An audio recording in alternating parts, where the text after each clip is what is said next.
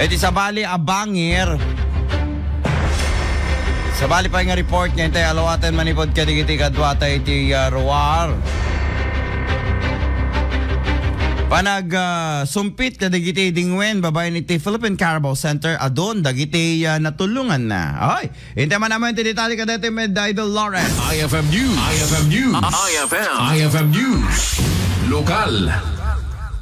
Ibilbilang ni Mr. William Godoy, Artificial Insemination Program Coordinator ti Philippine Carabao Center, anapintas sa pag-ubraan ti paragsumpit wenno ti artificial insemination kadagiti dingwen kang runaan na tinuang. Inlawlawag na daytoy tinapindas sa awagas tapno makabukel dagiti tinuang ti agbalinto nga anak da kumpara iti natural method. Imbatad na agapo iti daytoy nga obra ket adon dagiti natultulungan na agamaw-gawawa ti panagbiag na kang runaan na kadagiti out of school youth. Since 1990 pa ba nga technician sir, technician na tapos di 2006 nagbalik na ko ng artificial insemination coordinator. So di para di dyan, amin nga technicians nga train tayo since 2005.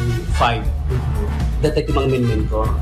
So nagiging technicians tayo sa nagiging katarungan min ng mga siyang program at Philippine Carabao Center. Amin ang piyadida but so hindi kami dati supplies tapi tika sa tapet so katamot na kami isusudamot tinong report na kami kasi manmanukam lang na technicians di Philippine Carabao Center sir the area na is the Ilocos Norte, Ilocos Sur, Abra M some part of Cagayan. So kita mo may 3 technicians kami lang aming alakaya so hindi maibunyagan uno launch the expanded program digiti ko natin nga mabalin tayo nga pa-training kadigit out of school yun.